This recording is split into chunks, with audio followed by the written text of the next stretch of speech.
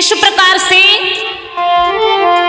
और 12 वर्ष की उम्र में उदल अपने पिता का जब बदला लेने के लिए माड़ों में जाते हैं, तो आइए भक्तों, आज उनके जियरे कोर समझावे, जिनकी चढ़ी लगुन फिर जाई, उनके जियरे कोर समझावे, सेज पर चढ़ती नारी मरी जाई।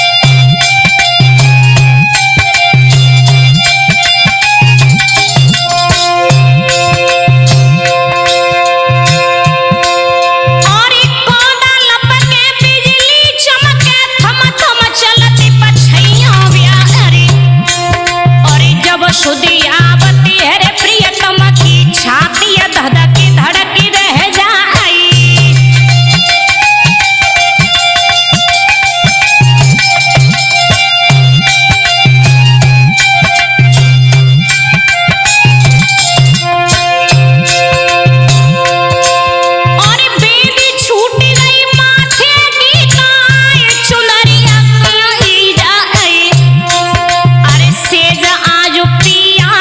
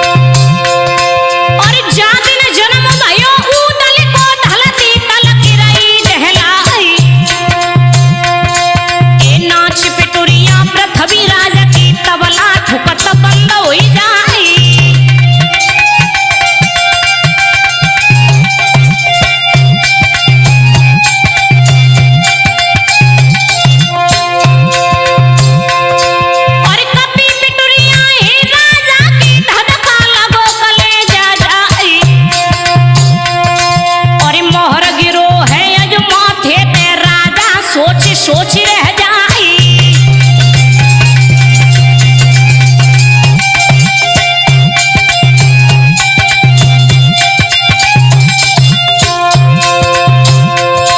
और पृथ्वीराज तब बोलन लागे चंद्रभाट ते कई सुनाई। और कैसी धरती जो हालती है चेला दियो हमें बतलाई।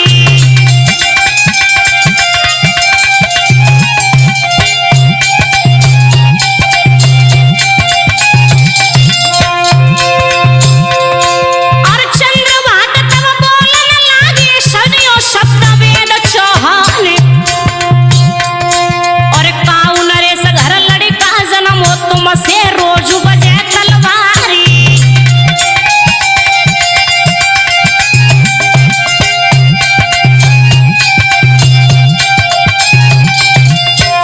जैसे पृथ्वीराज चौहान से चंद्र कवि ने जब ये शब्द कहे और इधर चिंतामण पंडित जी मैया मयूर मल्लना से बोले।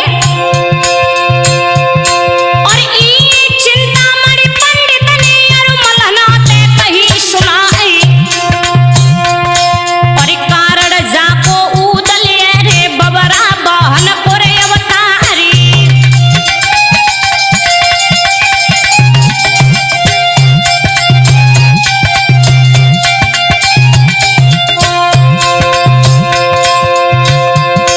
और शीतल जू मारो कोई तो बाप के बदले लिए छुपाई।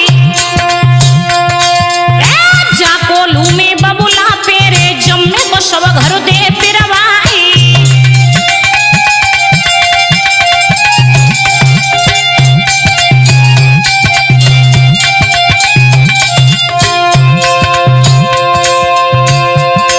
और ईट ईट मड़माड़ों की खोदे पक्को ताल दिए बनवाई।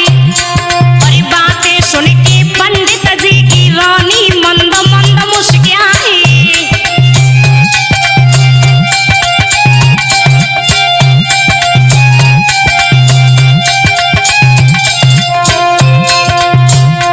दादा मैया मलना बातें सुनी मन में हरसाई रही है। सूरजन मैया मलना बातें सुनी मन में हरसाई रही है।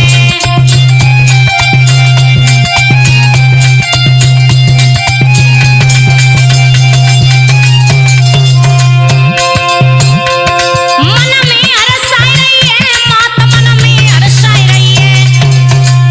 सूरजन मैया मलना बातें सुनी मन में हरसाई रही है।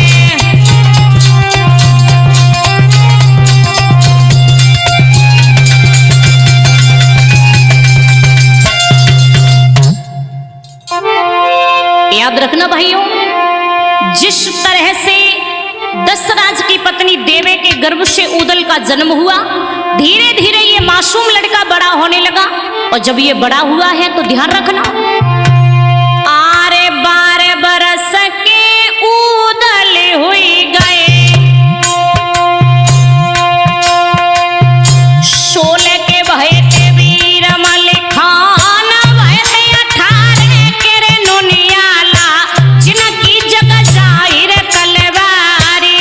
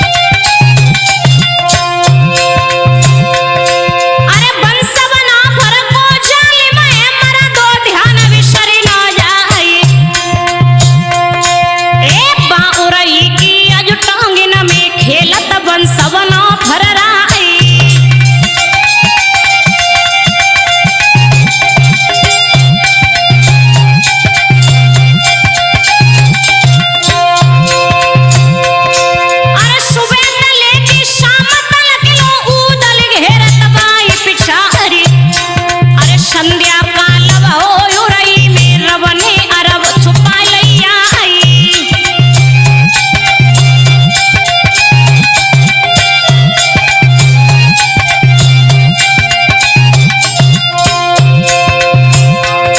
और हारे थके सबर के मारे सोचत दशराज को लाल, सुबह से उनको नीर मिलो ना प्यास से दे रही अकुल्या आई।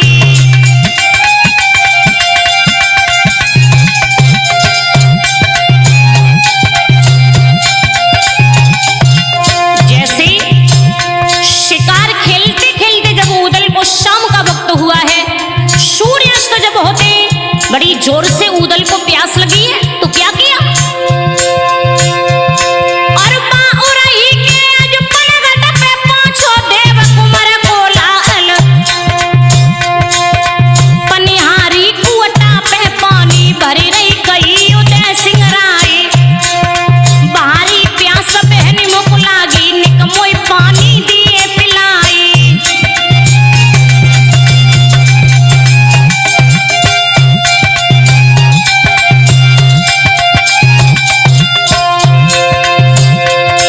और जैसो घोड़ा बैसो उदल और वो कुंवारा हो भराई। और रहते उलटी उरई वाली उदल से आई कहीं सुनाई।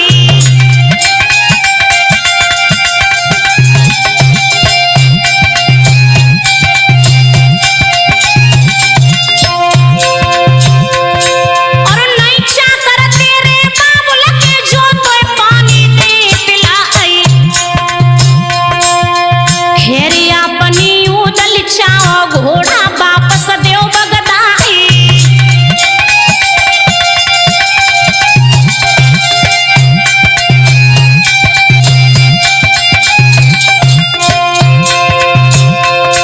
और बेही लड़का देवे वालो कलिहा पूत देवला क्या अरे। और करू पानी गरम हुए के करिए बोल सहे ना जाए।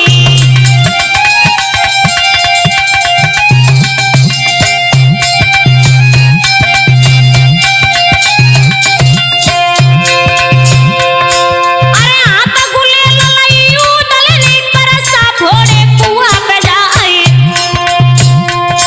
और रैयत बाजी उरई वाली और माइल पे पहुंची जाए।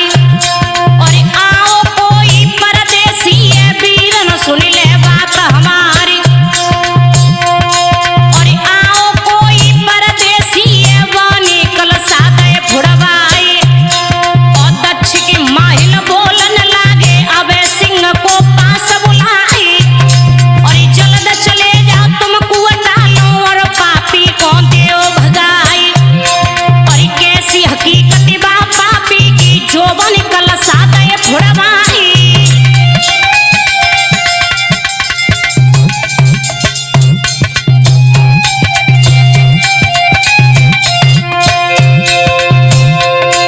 एक कूदी बछेरा पे चढ़ बैठो माहिल को ललाएंगा अरे। और आई गो कुवटा के जोरे आई खरजत लाल देवला क्या हरी।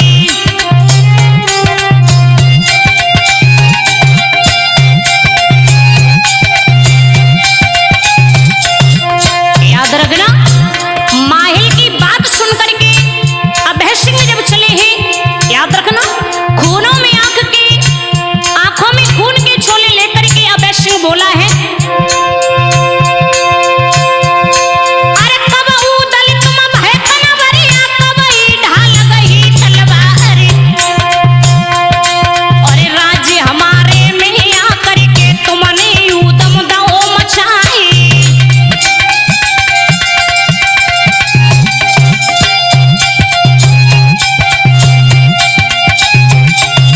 क्या बोले? और कितने तरवरिया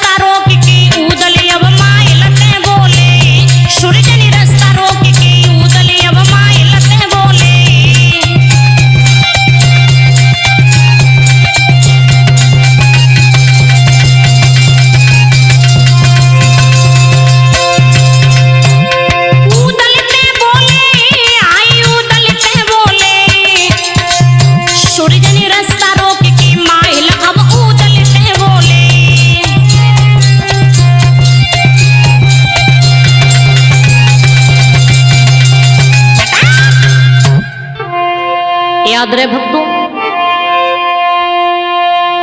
उदल उरई से जब महोबे की तरफ चले हैं, माहिल ने आकर के उदल को रास्ते में रोका है और माहिल उदल से बोले, आरे कैसे बहादुर आए उरई में, सुनी हो दशराज के लाल, और रैयत लूट लई उरई को, हमको चोर दिखाओ तो आई, और टंगी खोपड़िया रे माड़ों में जम्मे जूता दे तू लगाई, और बाप को दाव अवैया नहीं चुकाओ ओ देवे के राजकुमारी।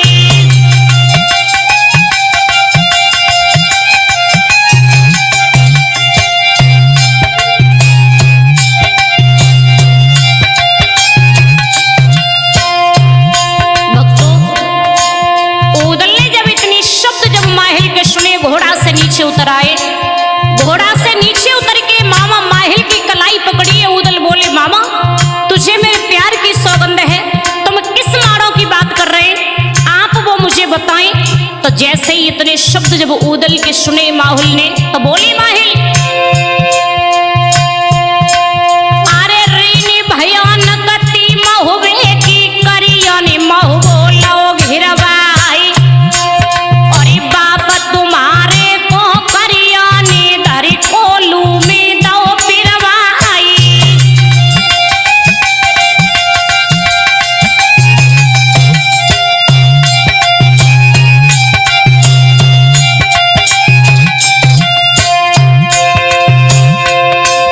अरे चढ़ के जावो जा माड़ो में, तब हम जाने लगाएगा अरे, और बात चौंट गई है उदल को, सूखी गई थी कलेजा खाई।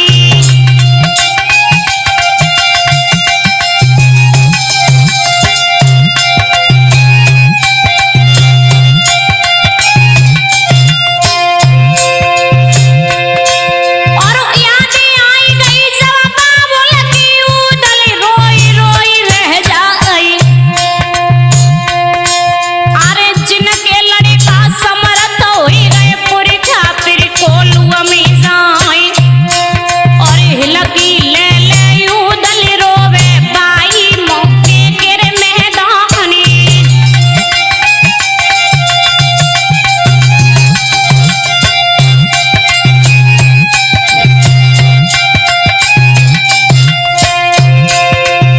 एक गंगा खाई थी उदल ने पाई उरई के मैदान, और के बदले जो नहीं बाबुल ले, तो देवे के दूध हराम।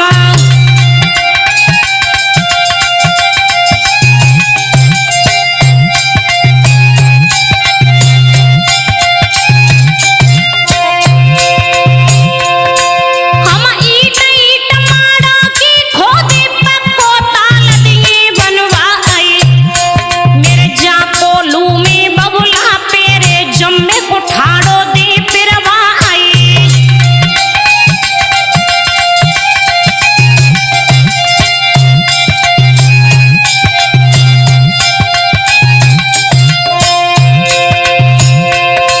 और एक महीना के अंदर में बाप के बदले ली चुकाई, और घोड़ा फेर दयो उदल ने पहुँचो मौबे के रे मैदानी।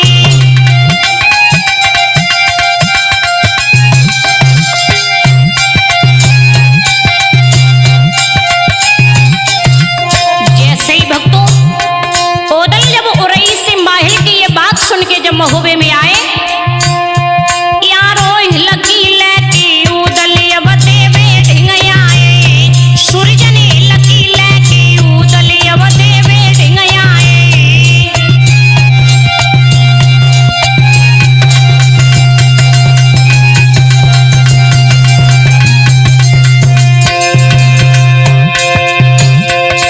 देवे ढिंगाए, आई देवे ढिंगाए, भैया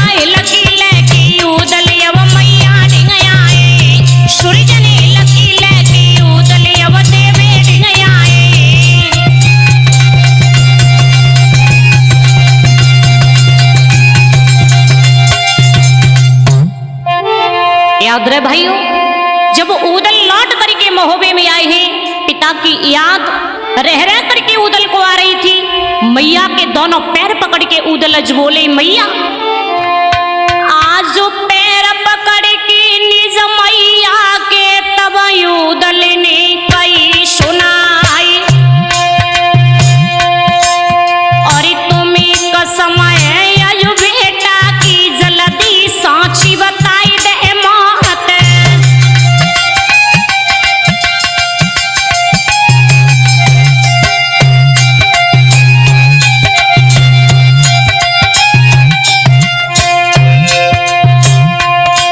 अरे किननी मारे बबलू हमारे जननी साफ दिए बतलाई,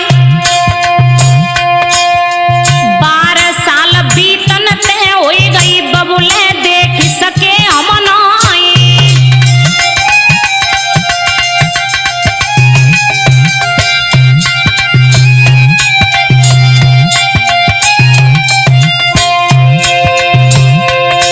हम किन सो बबुला कह के तेरी जननी साची दिए बताई, करी करी याद बबुल अपने की रोई रोई रह जाई।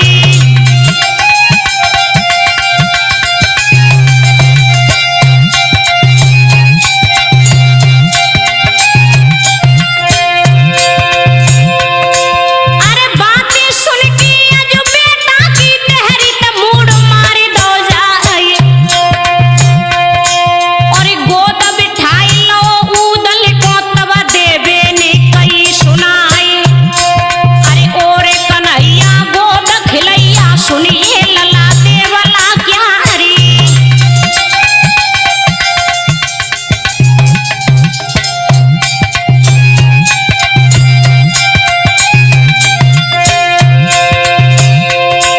और रेनी भयानक ती भादों की बादल धड़के धड़के रह जाए, अरे बबुल तुम्हारे आंगन शोभे बेटा सुनिए कौन लगाई।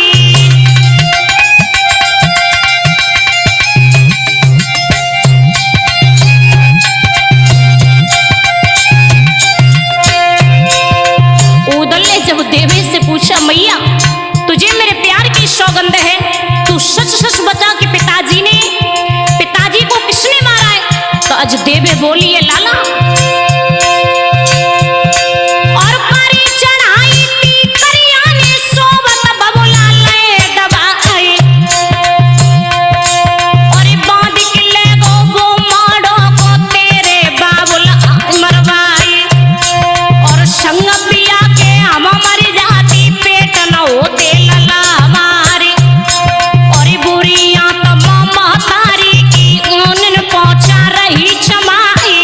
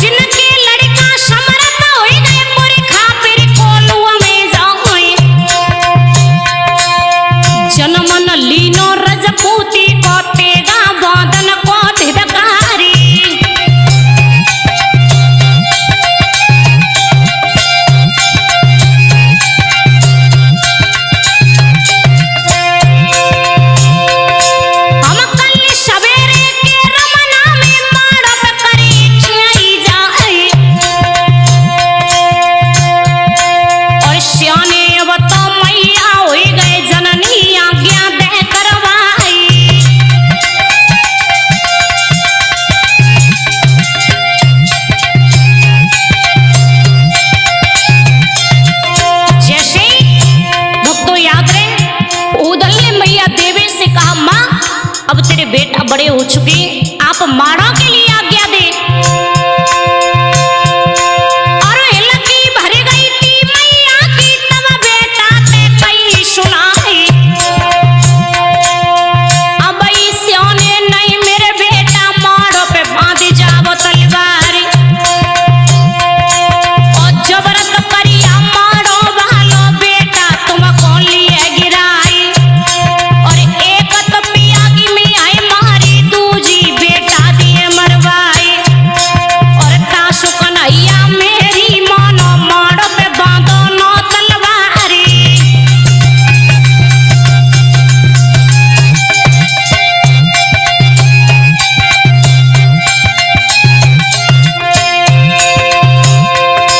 और पैर पकड़ के जो मैया के तब उदल ने कही थी सुनाई।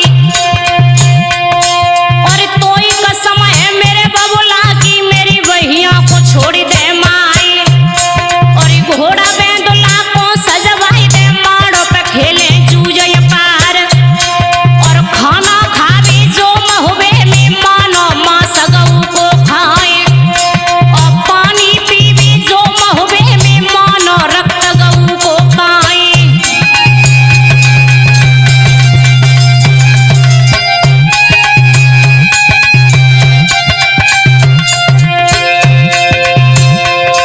और कर्री पेज सुनी उदल की देवन मन की कई सुनाई।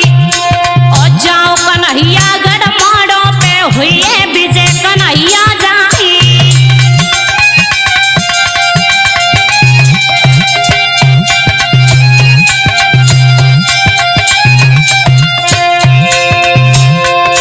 और जाई दिन को उदल बेटा तुमको पाल करो तैयारी। और घोड़ा बेंदुला को सजवा ले माड़ो पे खेलो जूझय पार। और जा कोलुआ में बबुला पेरे जम्मे को सब घर दियो पिरवाए।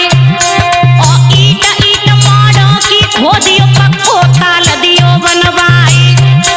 और अगली मैया के बदले में घर घर राण दियो करवाए। और चुरी न बजी गलियार न में न होई बिछुअन की झनकारे। और बाई माड़ो के रे मेड़ो होई ना कोई बांध चले तलवार। और बात तो सुन की आज उदल ने तब मैया ते कई सुनाई। और निक मोया क्या मैया दे दे माड़ो पे खेले जूझय पार। और आज्ञा दे दे मोई महतारी निक मेरी विजय दिए करवाई। और तब ही देवे बोलन लागी सुनिए दशराज के लाले।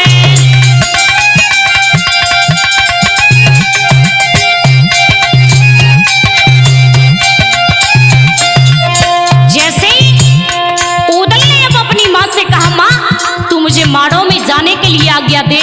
तो मैया देवे ने एक बात कही है, लाला पर आज्ञा ले ले परमाले से जो महाराज महोबे क्या करे। अरे फौज कटीली उनकी ले ले और माड़ो को वो तैयारी।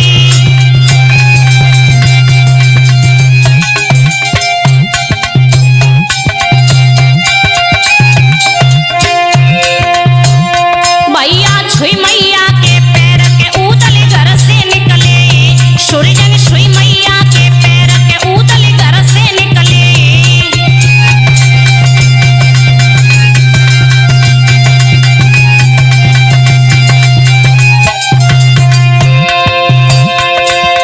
घर से निकले के उदल घर से निकले।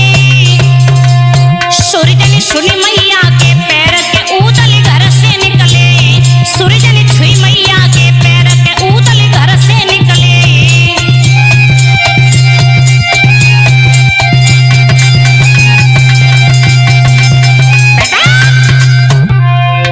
याद रखना, उदल अपनी माँ के पैर छू करके जब महोबे सम्राट राजा परमाले के पास पहुंचते हैं तो राजा परमाले से जाकर के उदल बोले, आजो हाथ जोड़ के उदल बोले सुनियो महुबे के रे सरदारी। और कल सवेरे के रमना में फौजी देव कट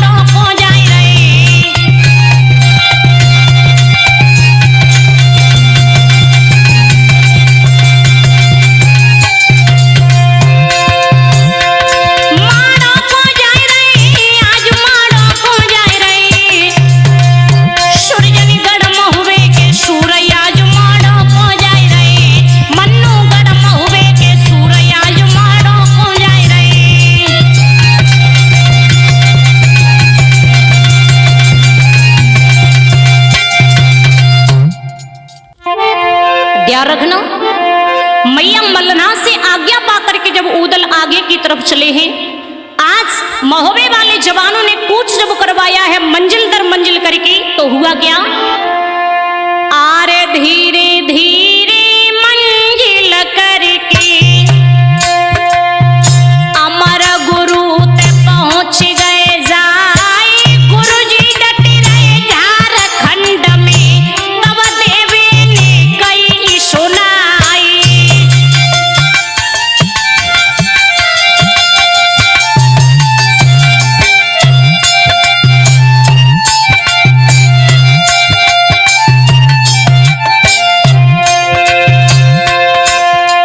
झारखंड में अमर गुरु ते पहुंचो तो बंसवना भरलाल देवे बोलती है उदल से, कंठ कुठरिया लला हमारी।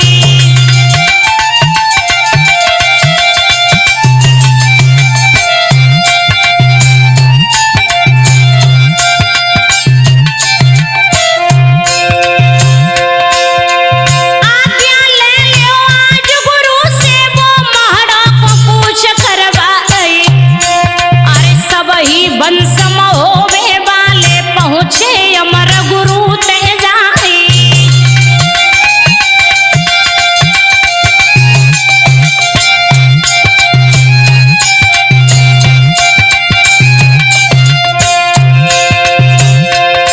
अरे दे परिक्रमा आज गुरुजी को सर धरि दो तो चरण पे जाई। अमर गुरु तब पूछन लागे बेटा साची दिए बताई।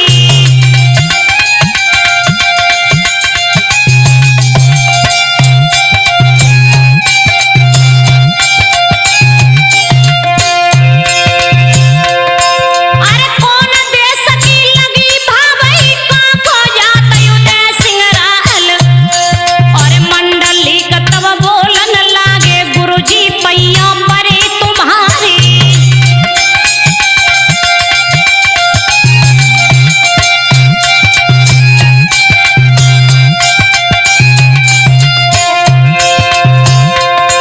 आज करी पेज करी उदल नी रे माड़ो को किला निहारी। और बाप के बदले ले काजी हमने खींच लई तलवारी।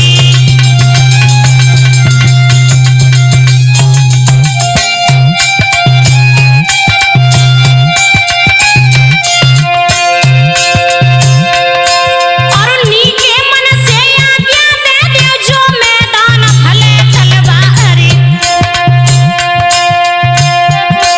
और बात तो सुन के अजवाला की तब मंगनी कई सुनाई।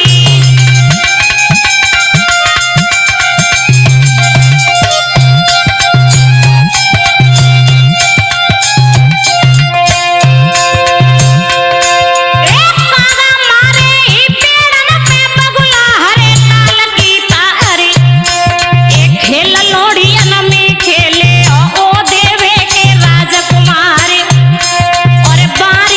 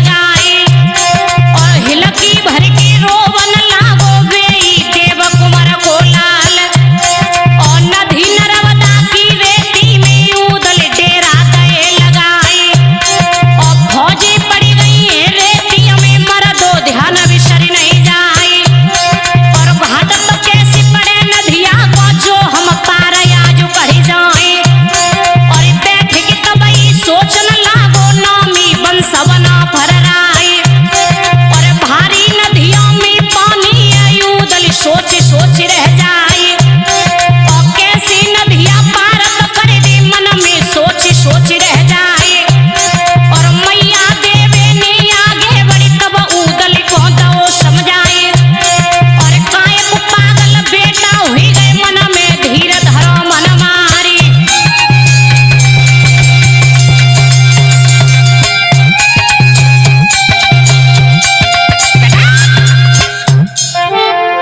जिस समय नदी नर्मदा पर ये महोबे वाले सभी जवान अपनी रात्रि जब व्यतीत करते हैं, सुबह जब हुआ। अब जब सुबह जब होता है तो हुआ क्या, ए सकल मोविया गड़ महोबे के जोगी बनत नदी पे जाए। और बजत मजी